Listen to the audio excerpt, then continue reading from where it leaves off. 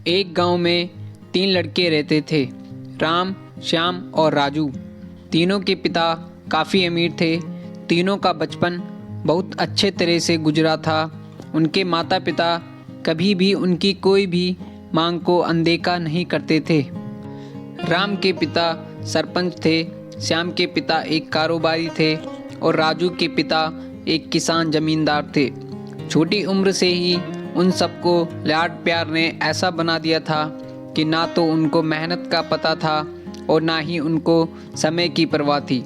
अक्सर वह सारा दिन बस घूमते रहते थे, नशे और अन्य भोग विलास में डूबे रहते थे, जिससे उनके गांव वाले भी दुखी थे।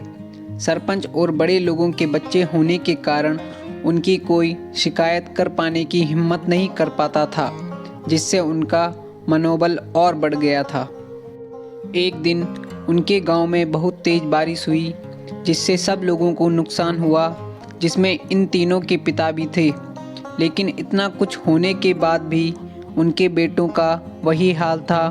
वो बस घूमते रहते, नशा करते, भोग विलास करते रहते थे। माँ बाप काफ़ी चिंतित रहा करते थे। ये तीनों भले ही कितने गंदे थे, लेकिन इन तीनों के अंदर एक खास बात थी जिसकी पहचान किसी को नहीं थी और उनको खुद भी पता नहीं था। राम एक बहुत अच्छा नेता प्रतिपक्ष था, क्योंकि अपने पिता के पास रहते हुए उसको इसका काफ़ी ज्ञान हो गया था, क्योंकि उसके पिता सरपंच थे। श्याम भी इस तरह से बिजनेस की समझ रखता था, क्योंकि उसके पिता एक कारोबारी थे और राजू खेती का काम जानता था, क्योंकि उसके पिता जमींदार थे। पर अपने गलत कामों की वजह से उन सब ने अपने इन टैलेंट पर ध्यान ही नहीं दिया, जो कि उनकी सबसे बड़ी कमजोरी थी।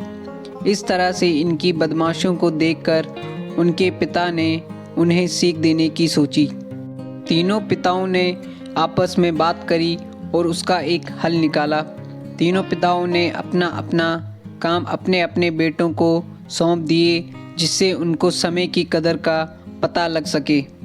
तीनों के पिता ने एक वसीयत बनाई, जिसमें ये लिखा था कि 1 वर्ष के अंदर इन तीनों को 10 लाख रुपए कमा कर देने होंगे, जो बिना किसी गलत काम करके कमाए गए हो, और तीनों को अलग अलग स्थान पर रहना था। इन तीनों को 5-5 लाख रुपए भी दिए गए, ताकि उनको अपना काम स्टार्ट करने में दिक्कत ना हो।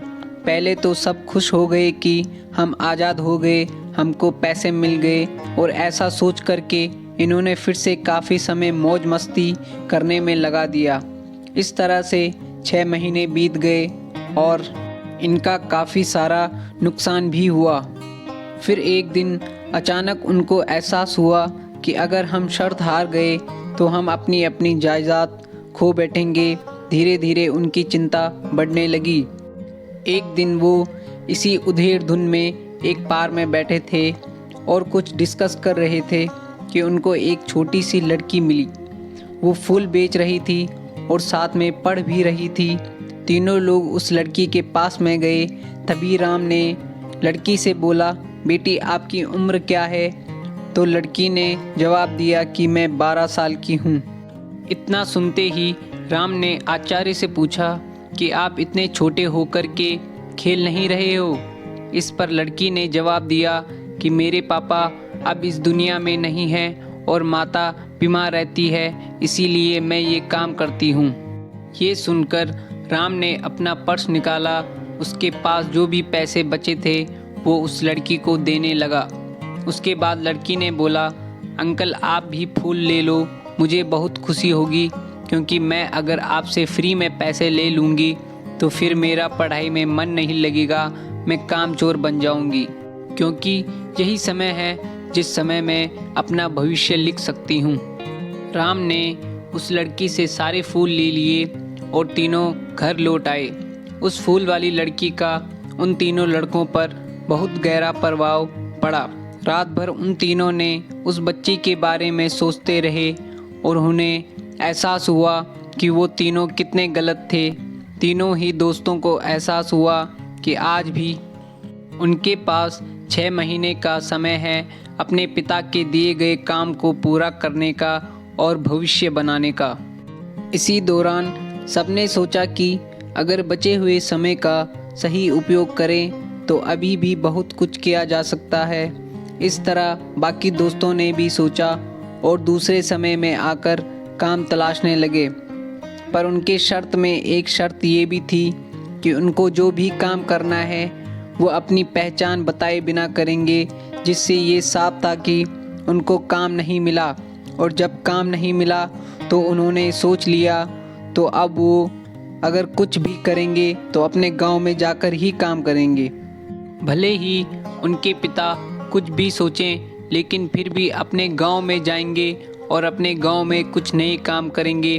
भले ही उनको अपने पिता के वसीयत ना मिले, तीनों लड़के अपने गांव में फिर से आए और अपने अपने पिताओं से जाकर के मिले और उन्होंने अपने अनुभव के बारे में बताया और बोला कि वो आगे से ऐसी गलती नहीं करेंगे और वो उन्हें माफ़ कर दें। लेकिन पिता तो शर्त पे ही अड़े थे। लड़कों को कोई दया नहीं मिली। तीनों को फिर से दुख हुआ कि तीनों को अपनी गलती का एहसास होने के बाद भी उनके पिता उनका सपोर्ट नहीं कर रहे हैं। और फिर से वो रात भर सोचते रहे कि अब क्या किया जाए। तीनों ने मिलकर एक स्कीम निकाली। राम अपने मित्रों के साथ में मिलकर लोगों की प्रॉब्लम को सुलझाने लगा, जिससे उसको गांव की समस्याओं का ज्ञान हुआ। इसी तरह श्याम भी गांव के विकास के लिए नए नए तरीके सीख गया और राजू को किसानों और बीजों का ज्ञान हो जाने से उसको काफ़ी फ़ायदा हुआ।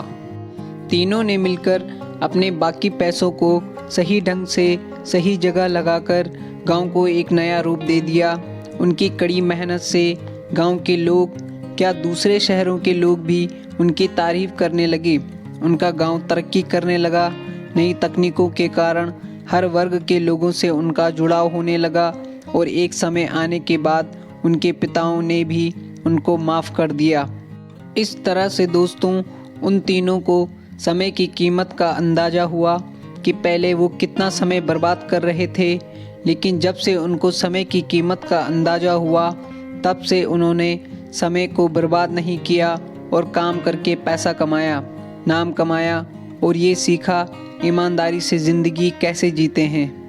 दोस्तों कुल मिलाकर कहने का मतलब यही है कि आप सभी समय को बर्बाद ना करें। अगर ये समय आपके हाथ से निकल गया तो कुछ नहीं कर सकते हैं। और हाँ, समय के पास इतना समय नहीं है कि वो आपको दोबारा समय दे। समय बर्बाद करने के हज़ारों तरीके हैं, लेकिन आप ऐसा कोई तरीका चुनिए जो आपकी ज़िंदगी बदल दे, इस समाज की ज़िंदगी बदल दे, इस देश का भविष्य बदल दे। मुझे उम्मीद है कि ये स्टोरी आपको अच्छी लगी होगी। दोस्तों इतना सपोर्ट करने के लिए बहुत बहुत धन्यवाद। अपना ख्याल रखिए, ज़िंदगी में आगे बढ़िए और अपनी कड़ी मेहनत से देश में खुद के नाम के साथ साथ दुनिया में भी देश का नाम कीजिए।